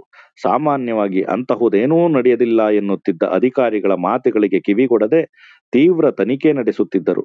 ಒಂದೆಡೆ ನೂರಾರು ಮುಸ್ಲಿಮರ ಹತ್ಯೆಯಾಗಿದೆ ಎಂಬ ಖಚಿತ ಮಾಹಿತಿ ಪಡೆದಿದ್ದ ಜಾಗದಲ್ಲಿ ಮ್ಯಾಜಿಸ್ಟ್ರೇಟರ ವಿರೋಧದ ನಡುವೆಯೂ ನೆಲವನ್ನು ಅಗೆದಾಗ ಕೊಳೆತ ಶವಗಳ ರಾಶಿಯೊಂದು ಪತ್ತೆಯಾಗಿ ಗಾಂಧಿ ಮತ್ತು ಅವರೊಂದಿಗೆ ಇದ್ದವರು ಗರಾಬಡಿದಂತಾದರು. ಹಿಂದೂ ಧರ್ಮದ ಕಳಂಕ, ಜಾತಿ ಕುರಿತ ಕ್ರಾಂತಿಕಾರಿ ನಿಲುವು. ಬಿಹಾರದ ಮುಸ್ಲಿಂ ವಿರೋಧಿ ಕೋಮು ಹಿಂಸೆ ಬಂಗಾಳದ ಹಿಂದೂ ವಿರೋಧಿ ಕೋಮು ಹಿಂಸೆಗೆ ಪ್ರತಿಕ್ರಿಯೆಯಾಗಿ ಮುಸ್ಲಿಮರನ್ನು ಪಾಕಿಸ್ತಾನವಾಗಲಿರುವ ನೆರೆಯ ಬಂಗಾಳಕ್ಕೆ ಓಡಿಸಲು ಹಿಂದೂ ಮಹಾಸಭಾ ಪ್ರಚೋದಿಸಿರುವ ಕಾರ್ಯಾಚರಣೆ ಎಂಬ ಮಾತು ಗಾಂಧಿಯ ಕಿವಿಗೆ ಬಿತ್ತು. ಅದಕ್ಕೆ ಪ್ರತಿಕ್ರಿಯಿಸಿದ ಗಾಂಧಿ ಹಿಂದೂ ಧರ್ಮಕ್ಕೆ ಹಚ್ಚಲಾಗಿರುವ ಈ ಕಳಂಕವನ್ನು ಬಿಹಾರದ ಪರಿಹಾರ ಮತ್ತು ಪುನರ್ವಸತಿ ಕೆಲಸ ಮೂಲಕ ಅಳಿಸಿಕೊಂಡು ಗಲಭೆ ಪೀಡಿತವಾಗಿರುವ ಬಂಗಾಳ, ಪಂಜಾಬ್ ಮತ್ತು ವಾಯು ಪ್ರಾಂತ್ಯಗಳಿಗೆ ಅಹಿಂಸೆಯ ಸಂದೇಶ ಕಳುಹಿಸುವುದೇ ಹಿಂದೂ ಧರ್ಮವನ್ನು ಉಳಿಸುವ ಅತ್ಯುತ್ತಮ ಮಾರ್ಗವಾಗಿದೆ ಎಂದು ಹೇಳಿದರು. ಇದೇ ಸಂದರ್ಭದಲ್ಲಿ ಗಾಂಧಿ ಹಿಂದೂ ಧರ್ಮವನ್ನು ರಕ್ಷಿಸುವ, ಉಳಿಸುವ ಬಗೆಗಳ ಬಗ್ಗೆ ಹಲವು ಸಭೆಗಳಲ್ಲಿ ಮಾತನಾಡಿದರು. ಪಾಟ್ನಾದಲ್ಲಿ ಏಪ್ರಿಲ್ 24ರಂದು ನಡೆದ ಸಭೆಯೊಂದರಲ್ಲಿ ಸಭಿಕರೊಬ್ಬರ ಪ್ರಶ್ನೆಗೆ ಉತ್ತರ ಕೊಡುತ್ತಾ ಜಾತಿ ಪದ್ಧತಿಯನ್ನು ಕುರಿತ ತಮ್ಮ ಕ್ರಾಂತಿಕಾರಿ ನಿಲುವೊಂದನ್ನು ಪ್ರಕಟಿಸಿದರು. ಇನ್ನು ಮುಂದೆ ನನ್ನ ಆಶ್ರಮದಲ್ಲಿ ಅಂತರ್ಜಾತಿ ವಿವಾಹಗಳಿಗೆ ಮಾತ್ರ ಅವಕಾಶವಿರುವುದು. ಇಂತಹ ಮದುವೆಗಳಲ್ಲಿ ನಾನು ಮುಖ್ತಾಹ ಹಾಜರಿದ್ದು ವಧುವರರಿಗೆ ಆಶೀರ್ವಾದ ಮಾಡಬೇಕೆಂದಿದ್ದರೆ ಆ ಮದುವೆಯ ವಧುವರರಲ್ಲಿ ಒಬ್ಬರು ಅಸ್ಪೃಶ್ಯ ಜಾತಿಯವರಾಗಿರಬೇಕು. ಕಾಣದ ಪರ್ಯಾಯ ನಾಯಕತ್ವ, ಸಮಾಜವಾದಿಗಳಿಗೆ ಗಾಂಧಿ ಪಾಠಗಳು. ಮೇ ತಿಂಗಳ ಕೊನೆಯ ಹೊತ್ತಿಗೆ ರಾಷ್ಟ್ರ ವಿಭಜನೆ ಮತ್ತು ಸ್ವಾತಂತ್ರ್ಯ ಘೋಷಣೆಯ ಸಕಲ ಸಿದ್ಧತೆಗಳೂ ಪೂರ್ಣಗೊಳ್ಳುತ್ತಿದ್ದ ಸಂದರ್ಭದಲ್ಲಿ ಪಟೇಲರು ಸಮಾಲೋಚನೆಗಳಿಗಾಗಿ ಬಿಹಾರದಿಂದ ದೆಹಲಿಗೆ ಬರುವಂತೆ ಗಾಂಧಿಯವರನ್ನು ಒತ್ತಾಯಿಸಿದರು. ಒಂದು ವಾರದ ಮಟ್ಟಿಗೆ ದೆಹಲಿಗೆ ಬಂದಿದ್ದ ಅವರು ಪ್ರಮುಖ ಕಾಂಗ್ರೆಸ್ ನಾಯಕರನ್ನಲ್ಲದೆ ಜಿನ್ನಾ ಮತ್ತು ಮೌಂಟ್ ಬ್ಯಾಟನ್ ಅವರನ್ನೂ ಭೇಟಿ ಮಾಡಿದರು. ಆದರೆ ರಾಷ್ಟ್ರ ವಿಭಜನೆಯ ಪ್ರಕ್ರಿಯೆಗಳು ವಿವರ ಅಂತಿಮಗೊಂಡಿದ್ದು ತಮ್ಮ ಪಾತ್ರವನ್ನು ಔಪಚಾರಿಕತೆಗಾಗಿ ಮಾತ್ರ ಬಳಸಿಕೊಳ್ಳಲಾಗುತ್ತದೆ ಎಂಬುದು ಗಾಂಧಿಯವರಿಗೆ ಮನವರಿಕೆಯಾಗಿ ಹೋಗಿತ್ತು. ಮೇ 7ರಂದೇ ಗಾಂಧಿ ತಾವು ಅಶುಭಕರ ಕ್ರಮವಾದ ಬಂಗಾಳ ಮತ್ತು ಪಂಜಾಬ್ನ ವಿಭಜನೆಯನ್ನು ಅನಿವಾರ್ಯವಾಗಿಸುವ ರಾಷ್ಟ್ರ ವಿಭಜನೆಯ ನಿರ್ಧಾರದಲ್ಲಿ ಪಾಲ್ಗೊಳ್ಳಲು ಬಯಸುವುದಿಲ್ಲ ಎಂದು ಕಟ್ಟುನಿಟ್ಟಾಗಿ ಹೇಳಿಬಿಟ್ಟರು. ಆದರೂ ದೆಹಲಿಗೆ ಬಂದು ಕೊನೆಯ ಕ್ಷಣದ ಪ್ರಯತ್ನಗಳನ್ನು ಮಾಡಲು ಹಿಂಜರಿಯಲಿಲ್ಲ. ನೆಹರು, ಪಟೇಲ್, ಪ್ರಸಾದ್ ಮತ್ತು ತಮ್ಮ ಕಿರಿಯ ಸಂಗಡಿಗರು ಈಗ ತಮ್ಮ ಮಾತುಗಳನ್ನು ಕೇಳಲು ನಿರಾಕರಿಸುತ್ತಿದ್ದ ಸಂದರ್ಭದಲ್ಲೂ ಗಾಂಧಿ ಮಾತಿನಲ್ಲಾಗಲಿ ಕೃತಿಯಲ್ಲಾಗಲಿ ಯಾರ ವಿಶ್ವಾಸವನ್ನೂ ಕಳೆದುಕೊಳ್ಳದಂತೆ ಎಚ್ಚರ ವಹಿಸಿದರು. ಏಕೆಂದರೆ ಈ ನಾಯಕರ ಹೊರತಾಗಿ ದೇಶದಲ್ಲಿ ಇದಕ್ಕಿಂತ ಉತ್ತಮವಾದ ಮತ್ತಾವ ನಾಯಕತ್ವವೂ ಅವರಿಗೆ ಕಂಡಿರಲಿಲ್ಲ. ಕಾಂಗ್ರೆಸ್ ಸಮಾಜವಾದಿಗಳತ್ತ ಒಮ್ಮೆ ಅವರು ಕಣ್ಣಾಡಿಸಿದ್ದರಾದರೂ ಅವರ ಬದ್ಧತೆ ಮತ್ತು ಪ್ರಾಮಾಣಿಕತೆಗಳ ಬಗ್ಗೆ ಮೆಚ್ಚುಗೆ ಇದ್ದರೂ ಅವರಿನ್ನೂ ಚಿಂತನೆಯಲ್ಲಿ ಪ್ರಬುದ್ಧರಾಗಬೇಕೆಂದು ಭಾವಿಸಿದ್ದರು. ಫೆಬ್ರವರಿ ಕೊನೆಯಲ್ಲಿ ಕಾನ್ಪುರದಲ್ಲಿ ರಾಮ್ ಮನೋಹರ್ ಲೋಹಿಯಾ ಅವರ ಅಧ್ಯಕ್ಷತೆಯಲ್ಲಿ ನಡೆದಿದ್ದ ಈ ಸಮಾಜವಾದಿ ಸಮ್ಮೇಳನದ ಕಾರ್ಯಕಲಾಪಗಳು ಇನ್ನೂ ಭಾರತ ಬಿಟ್ಟು ತೊಲಗಿ ಚಳುವಳಿಯ ಮನೋಲೆಹರಿಯಲ್ಲೇ ಇದ್ದುದನ್ನು ಪ್ರತಿಬಿಂಬಿಸಿರುವುದನ್ನು ಅವರು ಗಮನಿಸಿದ್ದರು. ಹಾಗಾಗಿ 27ರಂದು, ಅಂದರೆ ರಾಷ್ಟ್ರ ವಿಭಜನೆಯ ಅಂತಿಮ ಸೂತ್ರಕ್ಕೆ ಅನುಮೋದನೆ ನೀಡಿದ ಮೇ 31ರಿಂದ ಆರಂಭವಾಗಲಿದ್ದ ಕಾಂಗ್ರೆಸ್ ಕಾರ್ಯಕಾರಿ ಸಮಿತಿಯ ಸಭೆಯ 3 ದಿನಗಳ ಮುನ್ನ ಗಾಂಧಿಯವರನ್ನು ಬಂಗಿ ಕಾಲೋನಿಯಲ್ಲಿ ಭೇಟಿ ಮಾಡಿ ಅವರನ್ನು ದಾರಿ ತಪ್ಪಿಸುವ ಕಾಂಗ್ರೆಸ್ ಸಹವಾಸ ತೊರೆದು ತಮ್ಮ ಪಕ್ಷದ ನಾಯಕತ್ವ ವಹಿಸಿಕೊಳ್ಳುವಂತೆ ಕೋರಲು ಬಂದಿದ್ದ ಜೆಪಿ ನೇತೃತ್ವದ ಸಮಾಜವಾದಿಗಳ ನಿಯೋಗವೊಂದರ ಮನವಿಯನ್ನು ತಿರಸ್ಕರಿಸಿದರು. ಸಂವಿಧಾನ ರಚನಾ ಸಭೆಯಲ್ಲೂ ಅದರ ರಚನೆ ಸೀಮಿತ ಮತದಾರರ ಪಟ್ಟಿಯ ಆಧಾರದ ಮೇಲೆ ನಡೆದಿದೆ ಎಂಬ ಕಾರಣಕ್ಕೆ ಭಾಗವಹಿಸಲು ನಿರಾಕರಿಸಿದ್ದ ಸಮಾಜವಾದಿಗಳು ರಾಷ್ಟ್ರ ವಿಭಜನೆಯನ್ನು ಕಟುವಾಗಿ ವಿರೋಧಿಸಿ, ಇನ್ನು ಪ್ರಜಾಪ್ರಭುತ್ವಕ್ಕೆ ಪಕ್ವವಾಗದ ಹಂತದಲ್ಲಿರುವ ಈ ದೇಶಕ್ಕೆ ಈಗಲೇ ಸ್ವಾತಂತ್ರ್ಯ ಬೇಡ ಎಂದಿದ್ದರು. ಅವರಿಗೆಲ್ಲ ಕಾಯಲು ಇನ್ನೂ ವಯಸ್ಸಿತ್ತು, ಹೋರಾಡಲು ಹುಮ್ಮಸ್ಸೂ ಇತ್ತು. ಅವರ ಪ್ರಕಾರ ಇನ್ನೂ 2 ವರ್ಷಗಳ ಕಾಲ ಗಾಂಧಿ ದೇಶಾದ್ಯಂತ ಪ್ರವಾಸ ಮಾಡಿ ಜನರನ್ನು ಪ್ರಜಾಪ್ರಭುತ್ವದ ಅಗತ್ಯಗಳಿಗೆ ಜಾಗೃತಗೊಳಿಸಿ ನಂತರ ಸ್ವಾತಂತ್ರ್ಯಕ್ಕೆ ಒತ್ತಾಯಿಸಬೇಕು. ಈ ಜಾಗೃತಿ ಅಭಿಯಾನದಲ್ಲಿ ಸಾಥ್ ನೀಡಲು ಸಮಾಜವಾದಿಗಳ ಪಡೆ ಸದಾ ಸಿದ್ಧವಿತ್ತು. ಗಾಂಧಿ ಇವರ ಈ ಹುರುಪಿನ ಮನವಿಯನ್ನು ತಿರಸ್ಕರಿಸುತ್ತಾ ಹೀಗೆ ಹೇಳಿದ್ದರು: ಜೆಪಿ, ಲೋಹಿಯಾ, ಅರುಣಾ ಸಫಲಿ, ಅಚ್ಯುತ್ ಪಟವರ್ಧನ್ ಮುಂತಾದವರ ದಿಟ್ಟತನ ಮತ್ತು ತ್ಯಾಗಶೀಲತೆಗಳನ್ನು ನಾನು ಮೆಚ್ಚಿರುವೆನಾದರೂ ಅಹಿಂಸೆಗೆ ಬದ್ಧರಾಗದ ನಿಮ್ಮ ನೀತಿಗೆ ನನ್ನ ಅಸಮ್ಮತಿ ಇದೆ. ಭಾರತ ಬಿಟ್ಟು ತೊಲಗಿ ಚಳುವಳಿಯಲ್ಲಿ ಭೂಗತರಾಗಿ ನೀವು ಬಿತ್ತಿದ ಹಿಂಸೆಯ ಬೀಜ ಇಂದು ದೇಶಾದ್ಯಂತ ಹಿಂಸಾಚಾರದ ರೂಪದಲ್ಲಿ ಫಲ ಕೊಡುತ್ತಿದೆ. ನೀವು ಹಿಂಸೆಗೆ ಒಂದು ಜನಮಾನ್ಯತೆಯನ್ನು ದೊರಕಿಸಿಕೊಟ್ಟದ್ದೇ ಇದಕ್ಕೆ ಕಾರಣ. ನಿಮ್ಮ ಸಿದ್ಧಾಂತ ನಿಮಗೇ ಅರ್ಥವಾಗಬೇಕು. ಜನ ನಿಮ್ಮ ಮಾತು ಕೇಳರೆಂಬುದು ನಿಶ್ಚಿತ. ನಿಮ್ಮದು ಕಲಿತ ಸಮಾಜವಾದ, ಜನರ ಸಮಾಜವಾದವಲ್ಲ. ಗೀತೆಯಲ್ಲೇ ಸಮಾಜವಾದದ ಸಂದೇಶವಿದೆ. ಅದನ್ನು ಅರಿತಿರುವ ಹುಟ್ಟು ಸಮಾಜವಾದಿ ನಾನು. ನೀವು ಎಲ್ಲರಿಗೂ ಕಾರು ಬಂಗಲೆಗಳನ್ನು ಒದಗಿಸುವ ರಾಜಕಾರಣದ ಸೈದ್ಧಾಂತಿಕ ಕನಸು ಕಾಣುತ್ತಿದ್ದೀರಿ. ಆದರೆ ಭಾರತದ ವಾಸ್ತವ ಪರಿಸ್ಥಿತಿಯಾಗಲಿ ಅದರ ಜೀವರಕ್ಷಕ ಅಗತ್ಯಗಳಾಗಲಿ ನಿಮಗೆ ಗೊತ್ತಾಗಿಲ್ಲ. ನೀವೆಲ್ಲ ಮೊದಲು ಹಳ್ಳಿಗಳಿಗೆ ಹೋಗಬೇಕು. ಹಳ್ಳಿಗಳ ಜನರ ಜೊತೆ ಸೇರಿ ಬೆರೆತು ದುಡಿಯಬೇಕು. ಅವರ ಕಷ್ಟಗಳನ್ನು, ತುರ್ತು ಅಗತ್ಯಗಳನ್ನು ಅರಿಯಬೇಕು. ನಿಮ್ಮಲ್ಲಿ ಮದುವೆಯಾಗುವ ಬಯಕೆಯವರು ಯಾರಾದರೂ ಇದ್ದರೆ ಅವರು ಆ ಹಳ್ಳಿಯ ಹುಡುಗರನ್ನೇ ಮದುವೆಯಾಗಬೇಕು. ನನಗೇನಾದರೂ ಸರ್ವಾಧಿಕಾರ ದೊರೆತರೆ ಹಿಟ್ಟಿನ ಗಿರಣಿ ಇಲ್ಲದ, ತಮ್ಮ ಆಹಾರಕ್ಕೆ ತಾವೇ ಧಾನ್ಯಗಳನ್ನು ಕುಟ್ಟಿ ಹಿಟ್ಟು ಮಾಡಿಕೊಳ್ಳುವ, ಹತ್ತಿ ಬೆಳೆದು ನೂಲು ತೆಗೆದು ತಮ್ಮ ಬಟ್ಟೆಗಳನ್ನು ತಾವೇ ತಯಾರಿಸಿಕೊಳ್ಳುವ ಸರ್ವ ಸ್ವಾವಲಂಬಿ ಹಳ್ಳಿಗಳಿಗೆ ಬಹುಮಾನ ನೀಡಿ ಪ್ರೋತ್ಸಾಹಿಸ ಬಯಸುತ್ತೇನೆ. ಕಾಂಗ್ರೆಸ್ ಪಾಶ್ಚಿಮಾತ್ಯ ದೇಶಗಳಲ್ಲಿರುವಂತಹ ಪಕ್ಷಗಳಂತೆ ಕಟ್ಟುನಿಟ್ಟಾದ ಪಕ್ಷವಲ್ಲ. ಅದು ಈ ದೇಶದ ಜನರ ಎಲ್ಲ ಅಭಿಪ್ರಾಯಗಳನ್ನು ಪ್ರತಿನಿಧಿಸುವ ಪಕ್ಷ. ಅದರೊಂದಿಗೆ ಜಗಳ ಆಡುವ ಸಂದರ್ಭವಲ್ಲ ಇದು. ನಿಮ್ಮ ಚಳುವಳಿ ಮುಷ್ಕರಗಳ ಮಾತು ಈಗ ಸಲ್ಲದು. ನೀವೀಗ ಕಾಂಗ್ರೆಸ್ನೊಂದಿಗೆ ಸಹಕರಿಸಬೇಕು. ಹಾಗೆ ನೋಡಿದರೆ ನನ್ನ ಶತ್ರುಗಳು, ನನ್ನ ಮಾರ್ಗಕ್ಕೆ ವಿರೋಧ ವ್ಯಕ್ತಪಡಿಸುತ್ತಿರುವ ನೀವೇ. ನನ್ನ ಈ ಮಾತುಗಳು ನಿಮಗೆ ಈಗ ಅರ್ಥವಾಗದೇ ಇರಬಹುದು. ಆದರೆ ನನ್ನ ಮರಣಾನಂತರ ನಿಮ್ಮ ಸಭೆಗಳಿಗೆ ಜನರಿಲ್ಲದೆ ಬಣಗುಟ್ಟತೊಡಗಿದಾಗ ನಿಮಗೆ ಅರ್ಥವಾಗುವುದು. ಕಾಂಗ್ರೆಸ್ ಕಾರ್ಯಕಾರಿ ಸಮಿತಿಯಲ್ಲಿ ಚಕಮಕಿ, ಗಾಂಧಿ ಬೆಂಬಲಕ್ಕೆ ನಿಂತ ಸಮಾಜವಾದಿಗಳು. ಇಷ್ಟಾದರೂ ಗಾಂಧಿಯವರಿಗೆ ಬರಲಿರುವ ಕಾಂಗ್ರೆಸ್ ಕಾರ್ಯಕಾರಿ ಸಮಿತಿಯ ಸಭೆಯಲ್ಲಿ ವಿಶೇಷ ಆಹ್ವಾನಿತರಾಗಿ ಹಾಜರಿರುವ ಜೆಪಿ ಮತ್ತು ಲೋಹಿಯಾ ಅವರಿಂದ ತಮ್ಮ ನಿಲುವಿಗೆ ಬೆಂಬಲ ದೊರಕುವ ಭರವಸೆ ಇತ್ತು. ಅಷ್ಟೇ ಅಲ್ಲ, ಜೆಪಿಯವರನ್ನು ಓರ್ವ ಪ್ರಬುದ್ಧ ನಾಯಕನನ್ನಾಗಿ ಬೆಳೆಸಲು ಮತ್ತು ಕಾಂಗ್ರೆಸ್ ಅನ್ನು ಸರಿದಾರಿಗೆ ತರಲು, ಅವರನ್ನು 1948ರ ಕಾಂಗ್ರೆಸ್ ಅಧ್ಯಕ್ಷರನ್ನಾಗಿ ಮಾಡಲು ಅವರು ಪ್ರಯತ್ನಿಸಲಿದ್ದರು. ಆದರೆ ಆ ಪ್ರಯತ್ನ ಬೇರೆ ಬೇರೆ ಕಾರಣಗಳಿಂದ, ನೆಹರು ಮತ್ತು ಪಟೇಲರ ವಿರೋಧದಿಂದಾಗಿ ಸಾಧ್ಯವಾಗಲಿಲ್ಲ. ಜೆಪಿ ಅವರನ್ನು ಪಟೇಲರು ಇಷ್ಟಪಡುವುದಿಲ್ಲವೆಂದು ಅಭಿಪ್ರಾಯಪಟ್ಟ ನೆಹರು ಇನ್ನೋರ್ವ ಸಮಾಜವಾದಿ ಆಚಾರ್ಯ ನರೇಂದ್ರ ದೇವ ಅವರ ಹೆಸರನ್ನು ಸೂಚಿಸಿದಾಗ ಪಕ್ಷವನ್ನು ಎಡಪಂಥೀಯರಿಗೆ ಒಪ್ಪಿಸುವುದನ್ನು ಬಯಸದ ಪಟೇಲ್ ಅವರ ಹೆಸರನ್ನೂ ತಳ್ಳಿ ಹಾಕಿದರೆಂದು ಜೆಪಿಯವರ ಸಮಾಜವಾದಿ ಮಿತ್ರರಾಗಿದ್ದ ಮೀನು ಮಸಾನಿ ತಮ್ಮ ಈಸ್ ಜೆಪಿ ದ ಆನ್ಸರ್ ಎಂಬ ಪುಸ್ತಕದಲ್ಲಿ ಬರೆದಿದ್ದಾರೆ. 1947ರ ಮೇ 31ರಂದು ಆರಂಭವಾದ ಕಾರ್ಯಕಾರಿ ಸಭೆಯಲ್ಲಿ ನೆಹರು ರಾಷ್ಟ್ರ ವಿಭಜನೆಯ ವಿವರಗಳನ್ನೊಳಗೊಂಡ ನಿರ್ಣಯವನ್ನು ಮಂಡಿಸಿದಾಗ ಅದನ್ನೊಪ್ಪದ ಗಾಂಧಿಯವರ ಬೆಂಬಲಕ್ಕೆ ನಿಂತವರು ಲೋಹಿಯಾ ಮತ್ತು ಅಬ್ದುಲ್ ಗಫರ್ ಖಾನ್ ಇಬ್ಬರೇ. ನೆಹರು ಅವರ ಆಪ್ತ ಗೆಳೆಯರಾಗಿದ್ದ ಜೆಪಿ ನಿರ್ಣಯದ ವಿರುದ್ಧವಾಗಿ ಒಮ್ಮೆ ಮಾತ್ರ ಸಂಕ್ಷಿಪ್ತವಾಗಿ ಸ್ಫೋಟಿಸಿ ಮಿಕ್ಕಂತೆ ಇಡೀ ದಿನ ಮೌನ ವಹಿಸಿದ್ದರೆಂದು, ಇದು ತಮಗೆ ಹಲವಾರು ಬಾರಿ ಕಿರಿಕಿರಿ ಉಂಟು ಮಾಡಿ ಜಗಳಗಳಿಗೆ ಕಾರಣವಾಗಿರುವ ಅವರ ಸಮನ್ವಯ ಗುಣದ ವ್ಯಕ್ತಿತ್ವಕ್ಕೆ ತಕ್ಕುದಾಗಿತ್ತೆಂದು ಲೋಹಿಯಾ ತಮ್ಮ guilty men of India's partition, ಭಾರತದ ವಿಭಜನೆಯ ತಪ್ಪಿತಸ್ಥರು ಪುಸ್ತಕದಲ್ಲಿ ಬರೆಯುತ್ತಾರೆ. ಲೋಹಿಯಾ ಜೆಪಿ ಬಗ್ಗೆ ಬರೆದಿರೋದು ಅಂತ. ವಿಭಜನೆಯ ವಿವರಗಳಿಗೆ ವೈಸ್ರಾಯ್ ತನ್ನ ಒಪ್ಪಿಗೆಯನ್ನು ನೀಡುವ ಮುನ್ನ ತಮಗೆ ಏಕೆ ತಿಳಿಸಲಿಲ್ಲವೆಂದು ಕೇಳಿದ ಸಂದರ್ಭದಲ್ಲಿ ನೆಹರು ಸ್ವಲ್ಪ ಉದ್ವಿಗ್ನರಾಗಿ ತಿಳಿಸಲಾಗಿತ್ತು ಎಂದಾಗ ಗಾಂಧಿ ಅದು ಸ್ಥೂಲ ಮಾಹಿತಿ ಮಾತ್ರ ಆಗಿತ್ತು ಎಂದರು. ಇದರಿಂದ ಸ್ವಲ್ಪ ಮೆತ್ತಗಾದ ನೆಹರು, ನೀವು ಬಹುದೂರದ ನೌಕಾಲಿಯಲ್ಲಿದ್ದುದರಿಂದ ಎಲ್ಲವನ್ನೂ ಸ್ಪಷ್ಟವಾಗಿ ತಿಳಿಸಲು ದುಸ್ಸಾಧ್ಯವಾಗಿತ್ತು ಎಂದು ಉತ್ತರಿಸಿದರು. ಇದಕ್ಕೆ ಗಾಂಧಿ, ಆಯಿತು, ನೀವು ಮತ್ತು ಪಟೇಲ್ ವೈಸ್ರಾಯ್ಗೆ ಮಾತು ಕೊಟ್ಟಿದ್ದಲ್ಲಿ ಅದನ್ನು ನಾನು ಮುರಿಯಲಾರೆ, ಆದರೆ ಈ ವಿಭಜನೆ ಬ್ರಿಟಿಷರು ಇಲ್ಲಿಂದ ಹೋದ ಮೇಲೆ ನಡೆಯಲಿ ಎಂದು ಸೂಚಿಸಬಹುದಲ್ಲವೇ ಎಂದು ಸಭೆಯನ್ನು ಕೇಳಿದರು. ಲೋಹಿಯಾ ಆ ಸಂದರ್ಭವನ್ನು ತಾವೀಗ ನೋಡುತ್ತಿರುವುದು ಸಂತನೊಬ್ಬ ರಾಜಕಾರಣಿಯಾಗಿ ಮಾರ್ಪಾಡಾಗುತ್ತಿರುವ ಬೆರಗನ್ನು ಅಥವಾ ರಾಜಕಾರಣಿಯೊಬ್ಬ ಸಂತನಾಗಿ ಮಾರ್ಪಾಡಾಗುತ್ತಿರುವ ಬೆರಗನ್ನು ಎಂದು ಗಲಿಬಿಲಿಗೊಂಡೇ ಎಂದು ಹೇಳುವ ಮೂಲಕ ವರ್ಣಿಸುತ್ತಾರೆ. ತಟ್ಟಿ ಎಬ್ಬಿಸಿದರೂ ತನಗೆ ತಲೆನೋವು ಎನ್ನುತ್ತಾ ಏಳಲಿಚ್ಛಿಸಿದ ಕಾಂಗ್ರೆಸ್ನ ಅಧ್ಯಕ್ಷ ಕೃಪಲಾನಿ ಅವರು ಸೇರಿದಂತೆ ಎಲ್ಲರೂ ಸುಮ್ಮನಿದ್ದಾಗ ತಾವೊಬ್ಬರು ಎಷ್ಟೇ ಮಾತನಾಡಿದರೂ ಪ್ರಯೋಜನವಾಗಲಿಲ್ಲ ಎಂದು ಲೋಹಿಯಾ ಹೇಳುತ್ತಾರೆ. ವಾಯುವ್ಯ ಗಡಿ ಪ್ರಾಂತ್ಯದಲ್ಲಿ ಜನಮತ ಸಂಗ್ರಹಣೆಗೆ ಒಪ್ಪುವ ಮೂಲಕ ತಮ್ಮನ್ನು ಕೈ ಬಿಡಬೇಡಿರಿ ಎಂದು ಖಾನ್ ಸಹೋದರರು ಯಾಚಿಸಿದರೂ ಅದಕ್ಕೆ ಸ್ಪಂದಿಸಲಾಗದಷ್ಟು ಕಲ್ಲಿನಂತಹ ದೃಢ ನಿರ್ಧಾರಕ್ಕೆ ನೆಹರು ಪಟೇಲ್ ದ್ವಯರು ಬಂದಿದ್ದರೆಂದು ಲೋಹಿಯಾ ಬರೆಯುತ್ತಾರೆ.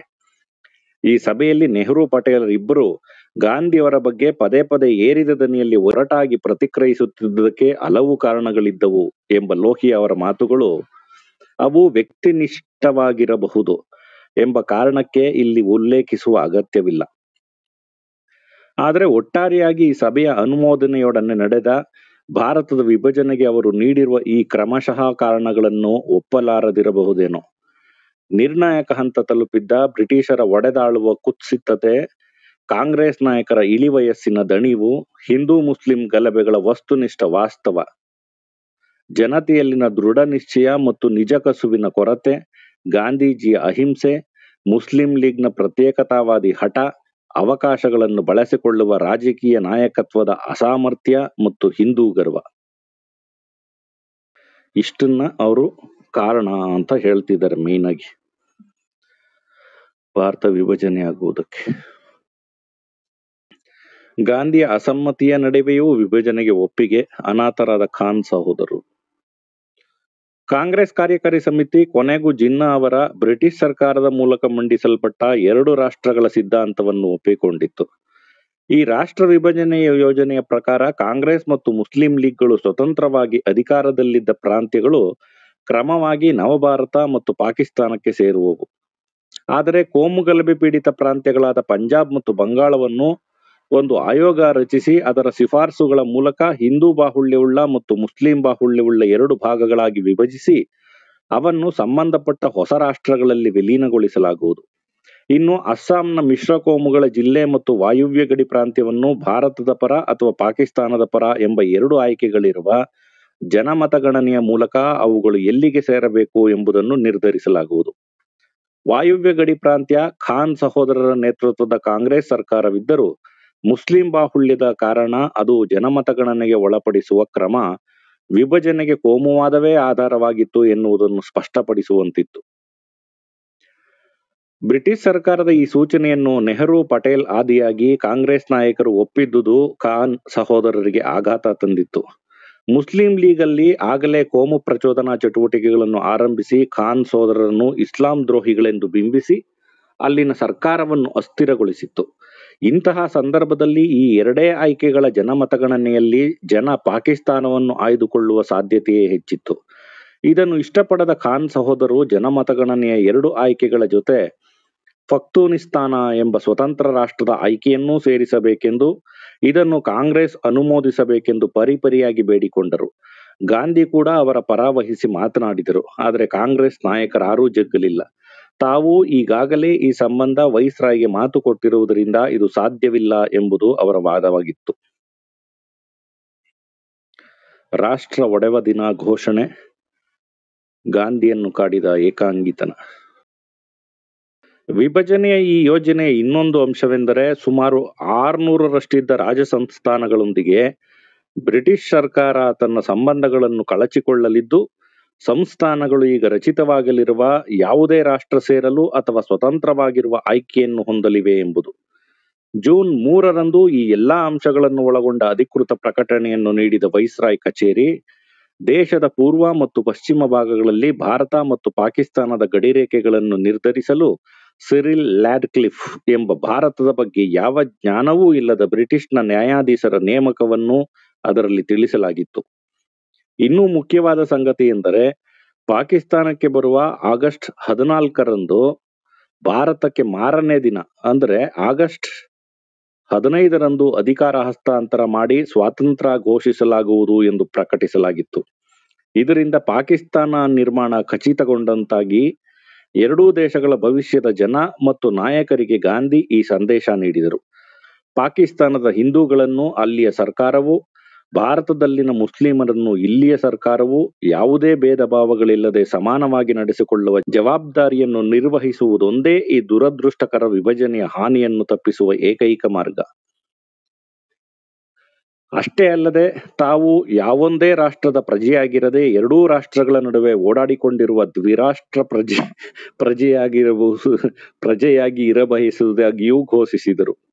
ಆದರೂ ಅವರ ಮನಸ್ಸು ಅಗ್ನಿಕುಂಡವಾಗಿತ್ತು. ತಾನು ಯಾರಿಗೂ ಬೇಡವಾಗಿದ್ದೇನೆ ಎಂಬ ಭಾವನೆ ಅವರನ್ನು ಬಾಧಿಸುತ್ತಿತ್ತು. 125 ವರ್ಷ ಬದುಕಿ ಮಾನವ ಕುಲದ ಸೇವೆ ಮಾಡಬೇಕೆಂಬ ಅವರ ಆಸೆಯೂ ಬತ್ತತೊಡಗಿತ್ತು.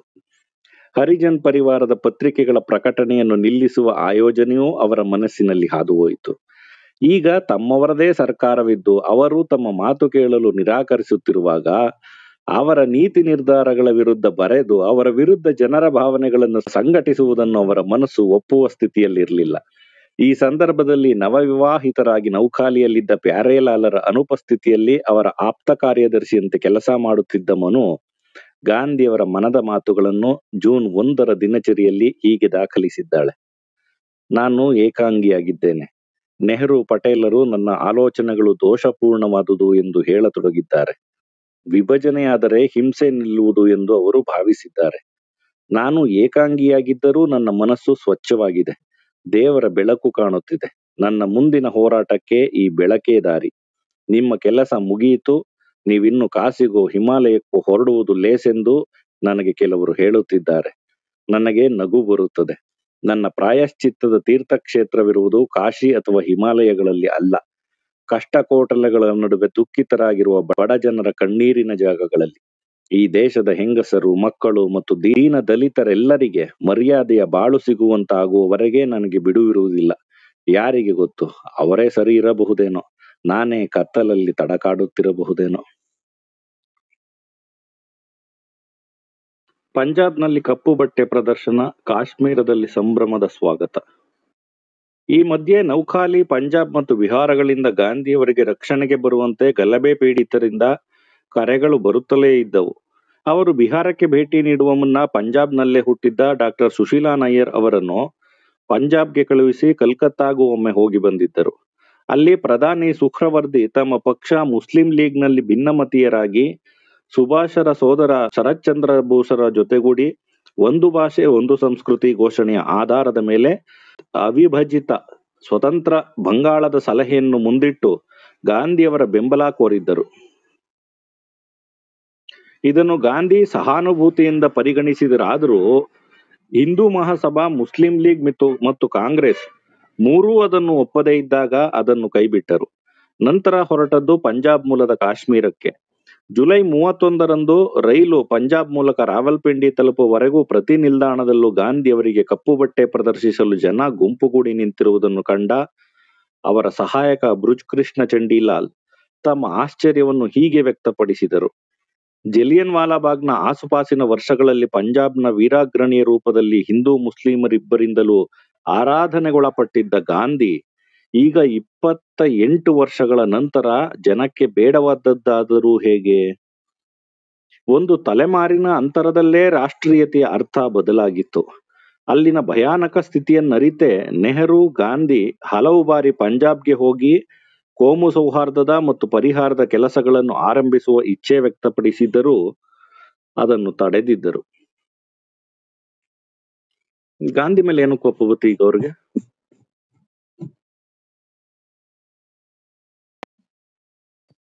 ಎರಡು ದೇಶ ಆಗಿದ್ದಕ್ಕಿರ್ಬೋದು. ಅವಾಗ್ಲೇ ತಪ್ಪು ಮಾಹಿತಿ ಎಲ್ಲ ಹಬ್ಸಿರ್ಬೋದು, ಯಾರಿಗೂ ಗೊತ್ತು. ರಾವಲ್ಪಿಂಡಿಯಲ್ಲಿ ಸುಶೀಲಾ ಅವರನ್ನು ಕಂಡ ಗಾಂಧಿ ಅಲ್ಲಿ ತನ್ನ ತಂಡದವರೊಡನೆ ಕೈಲಾದಷ್ಟನ್ನು ಮಾಡುವಂತೆ ಹೇಳಿ ಅಲ್ಲಿಂದ ರಸ್ತೆ ಮೂಲಕ ಶ್ರೀನಗರಕ್ಕೆ ಹೊರಟರು. ನೆಹರು ಅವರ ಕೋರಿಕೆಯ ಮೇರೆಗೆ ಗಾಂಧಿ ಕಾಶ್ಮೀರಕ್ಕೆ ಹೋಗಿದ್ದರು. ಭಾರತಕ್ಕೋ ಪಾಕಿಸ್ತಾನಕ್ಕೋ ಸೇರಿಕೊಳ್ಳಿ ಎಂದು ಮೌಂಟ್ ಬ್ಯಾಟನ್ ರಾಜ ಸಂಸ್ಥಾನಗಳಿಗೆ ಮಾಡಿದ್ದ ಮನವಿಗೆ ಸ್ಪಂದಿಸದಿದ್ದ 2 ಸರ್ಕಾರಗಳಲ್ಲಿ ಕಾಶ್ಮೀರವೂ ಒಂದಾಗಿತ್ತು, ಇನ್ನೊಂದು ಹೈದರಾಬಾದ್ ಸಂಸ್ಥಾನವಾಗಿತ್ತು. ಅದರ ಮಹಾರಾಜ ಹರಿಸಿಂಗ್ ತಾನು ಸ್ವತಂತ್ರವಾಗಿರಲು ಅಪೇಕ್ಷಿಸಿದ್ದ. ಆದರೆ ಅಲ್ಲಿ ಶೇಖ್ ಅಬ್ದುಲ್ಲಾ ಜನನಾಯಕನಾಗಿ ಪ್ರಜಾತಂತ್ರದ ಸ್ಥಾಪನೆಗಾಗಿ ಜನ ಹೋರಾಟ ರೂಪಿಸಿದ ಪರಿಣಾಮವಾಗಿ ಸೆರೆಮನೆಯಲ್ಲಿ ಬಂಧನದಲ್ಲಿದ್ದರು. ಮೂಲತಃ ಕಾಶ್ಮೀರದವರಾಗಿದ್ದ ನೆಹರು ತಮ್ಮ ತವರು ಮುಸ್ಲಿಂ ಜನಬಾಹುಳ್ಯದ ಸಂಸ್ಥಾನವಾಗಿದ್ದರೂ ಭಾರತಕ್ಕೆ ಸೇರಿಸಬೇಕೆಂಬ ಅಪೇಕ್ಷೆ ಉಳ್ಳವರಾಗಿದ್ದರು. ಅಲ್ಲಿಗೆ ಹೋಗಿ ತಮ್ಮ ಸಮಾನ ಮನಸ್ಕ ಸಮಾಜವಾದಿ ಗೆಳೆಯ ಶೇಖ್ ಅಬ್ದುಲ್ಲಾ ಅವರೊಡನೆ ಈ ಸಂಬಂಧವಾಗಿ ಮಾತುಕತೆ ನಡೆಸಲು ಉತ್ಸುಕರಾಗಿದ್ದರು. ಬಂಧನದ ಆತಂಕದಿಂದ ಮೌಂಟ್ ಬ್ಯಾಟನ್ ರಿಂದ ತಡೆ ಹಿಡಿಯಲ್ಪಟ್ಟಿದ್ದರು. ಹಾಗಾಗಿ ಗಾಂಧಿ ಅಲ್ಲಿಗೆ ಹೋಗಿದ್ದರು. ಅವರನ್ನು ನೋಡಲು ಇಡೀ ಶ್ರೀನಗರವೇ ಸಭೆ ಸೇರಿತ್ತು. ಝೀಲಂ ನದಿಯ ಮೇಲಿನ ಸೇತುವೆ ನೋಡಲು ಬಂದಿದ್ದ ಜನರಿಂದ ತುಂಬಿ ಹೋಗಿದ್ದರಿಂದ ಗಾಂಧಿ ದೋಣಿಯೊಂದರಲ್ಲಿ ಪಯಣಿಸಿ ನಗರವನ್ನು ಪ್ರವೇಶಿಸಬೇಕಾಯಿತು. ನಗರದ ತುಂಬ ಮಹಾತ್ಮ ಗಾಂಧಿ ಕಿ ಜೈ ಘೋಷಣೆಗಳು ಮೊಳಗಿದವು. ಗಾಂಧಿ ಮಹಾರಾಜನನ್ನು ಶೇಖ್ ಅಬ್ದುಲ್ಲಾರ ನ್ಯಾಷನಲ್ ಕಾನ್ಫರೆನ್ಸ್ ಪಕ್ಷದ ಉಪನಾಯಕರಾಗಿದ್ದ ಬಕ್ಷಿ ಗುಲಾಂ ಮೊಹಮ್ಮದ್ ಅವರನ್ನು ಭೇಟಿ ಮಾಡಿ ಮಾತುಕತೆ ನಡೆಸಿದರು. ಬಕ್ಷಿ ಶೇಖ್ ಅವರ ಬಿಡುಗಡೆ ಹೊಂದಿ ಜನಮತಗಣನೆ ನಡೆದರೆ ಕಾಶ್ಮೀರದ ಜನತೆ ಭಾರತವನ್ನು ಆಯ್ಕೆ ಮಾಡಿಕೊಳ್ಳುವುದು ಖಂಡಿತ ಎಂದು ತಿಳಿಸಿದ್ದರು. ಗಾಂಧಿ ಕಲ್ಕತ್ತಾದಲ್ಲಿ ಮಾಡಿದ ಪವಾಡ. ಕಲ್ಕತ್ತಾದಲ್ಲಿ ಸ್ವಾತಂತ್ರ್ಯೋತ್ಸವ. ಸರ್, ಇದು ಅಲ್ಲಿ ರಾಜ ಹರಿಸಿಂಗು ರಾಜ ಆಗಿದ್ರು ಕೂಡ ಅವನಿಗಿಂತ ಹೆಚ್ಚು ಪ್ರಸಿದ್ಧಿಯನ್ನ ಪಡೆದಿದ್ದವನು ಶೇಖ್ ಅಬ್ದುಲ್ಲಾ. ಅದಕ್ಕೆ ಜೈಲಿಗೆ ಹಾಕ್ಬಿಟ್ಟಿತ್ತು ನಾನು. ಹಾ, ಅವನು ಫಸ್ಟ್ ಮುಸ್ಲಿಂ ಕಾನ್ಫರೆನ್ಸ್ ಏನೋ ಒಂದು ಶುರು ಮಾಡ್ತಾನೆ. ಆ ನಂತರ ಏನ್ ಮಾಡ್ತಾನೆ, ಬರೇ ಮುಸ್ಲಿಮ್ಸ್ ಮಾತ್ರ ಸೀಮಿತ ಆಗಿರ್ಬಾರ್ದು ಅಂತ ಹೆಸರೇನೋ ಅದೇನೋ ಹೇಳಿದ್ರಲ್ಲ ಇವಾಗ, ಅದಿರ್ತಾನೆ. ಅವಾಗ ಹಿಂದೂ ಮುಸ್ಲಿಂ ಅವ್ರಿವ್ರು ಎಲ್ಲ ಸೇರ್ಕೋತಾರೆ. ಹಂಗೆ ಅವರು ಶೇಖ್ ಅಬ್ದುಲ್ಲಾ ನೆಹರುದು ದೋಸ್ತ್ ಆಗಿದ್ದು. ನ್ಯಾಷನಲ್ ಕಾನ್ಫರೆನ್ಸ್ ಇವಾಗ್ಲೂ ಆ ಪಕ್ಷದ ಹೆಸರದೇ. ಹೌದೌದೌದು. ಒಮರ್ ಅಬ್ದುಲ್ಲಾನ ಅಜ್ಜ ಅಲ್ವಾ ಶೇಖ್ ಅಬ್ದುಲ್ಲಾ?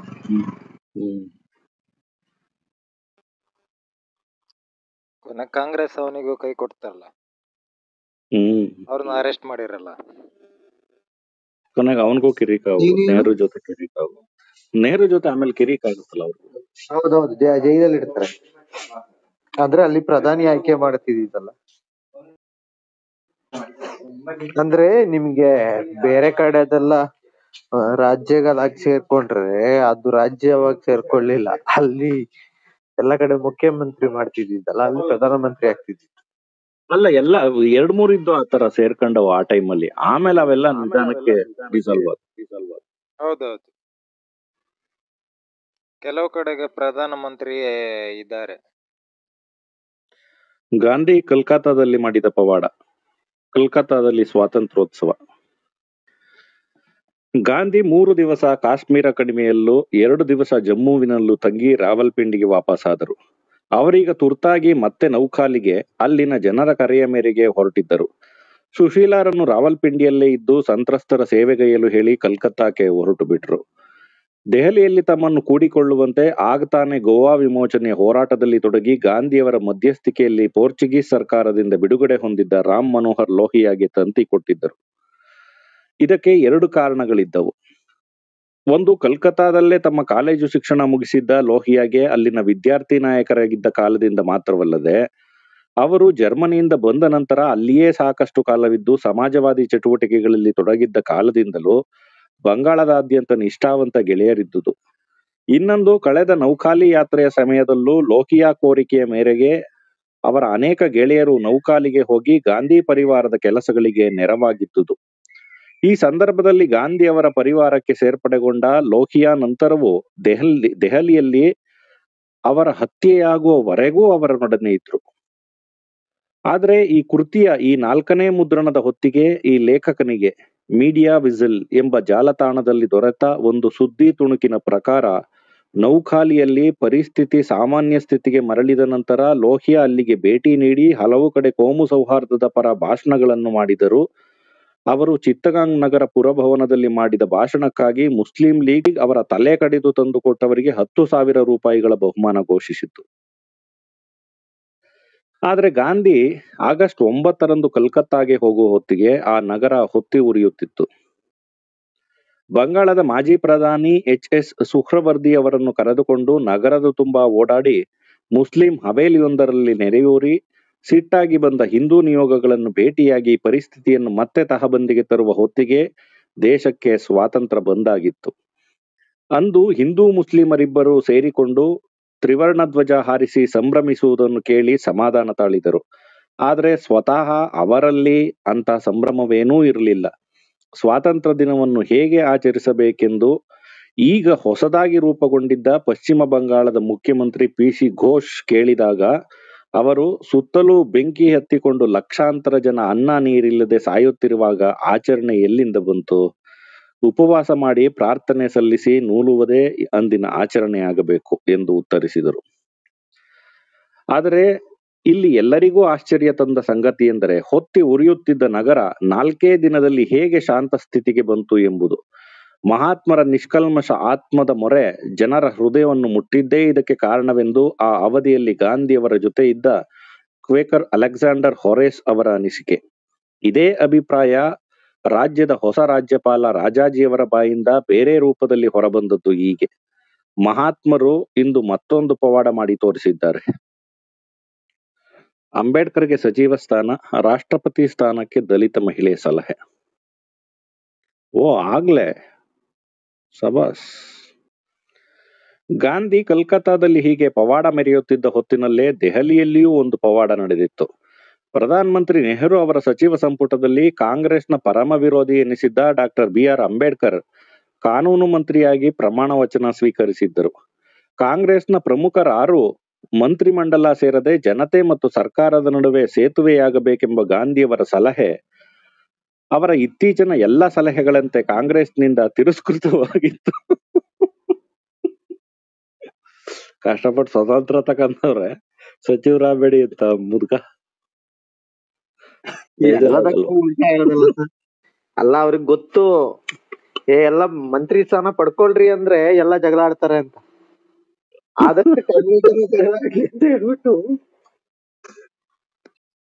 ನಾನ್ ಬೇಡಿ ಅಂತ ಹೇಳಿದ್ದೆ. ಆದ್ರೂ ತಗೊಂಡಿದೀರಿ, ಅದ್ರಲ್ಲಿ ಬೇರೆ ಜಗಳ ಆಡ್ತೀರೇನ್ರೋ ಅಂತ ಹೇಳ್ಬೋದಲ್ಲ. ಕರೆಕ್ಟ್. ನಾನ್ ತಗ್ ಬರ್ದೇನೆ ಇರ್ಲಿ ಅಂತ ಹಿಂಗ್ ಹೇಳೋರು ಅವರು. ಹಾಗೆ ಮೌಂಟ್ ಬ್ಯಾಟನ್ ಅವರ ಎಲ್ಲ ಔಪಚಾರಿಕ ಜವಾಬ್ದಾರಿಗಳು ಮುಗಿದ ನಂತರ ರಾಷ್ಟ್ರದ ಹೊಸ ಅಧ್ಯಕ್ಷ ಪದವಿಯಾದ ರಾಷ್ಟ್ರಪತಿ ಸ್ಥಾನಕ್ಕೆ ಚಕ್ರಯ್ಯ ಎಂಬ ಆಂಧ್ರದ ತಮ್ಮ ದಲಿತ ಶಿಷ್ಯನನ್ನು ಸೂಚಿಸಲಿದ್ದ ಗಾಂಧಿ, ಆತ ಆಕಸ್ಮಿಕವಾಗಿ ನಿಧನ ಹೊಂದಿದ ಹಿನ್ನೆಲೆಯಲ್ಲಿ ಆ ಸ್ಥಾನಕ್ಕೆ ಒಬ್ಬ ಅಸ್ಪೃಶ್ಯ ಮಹಿಳೆಯನ್ನು ಆರಿಸಬೇಕೆಂದು, ಹಾಗೆ ಆರಿಸಿದರೆ ತಾವು ಆಕೆಯ ಜವಾನನಾಗಿ ಕೆಲಸ ಮಾಡುತ್ತಾ ಸಂಭ್ರಮಿಸುತ್ತೇನೆ ಎಂದು ಹೇಳಿದರು. ಆದ್ರೆ ಅವರ ಈ ಮಾತು ಯಾರ ಕಿವಿಗೂ ಬಿದ್ದಂತಿರಲಿಲ್ಲ.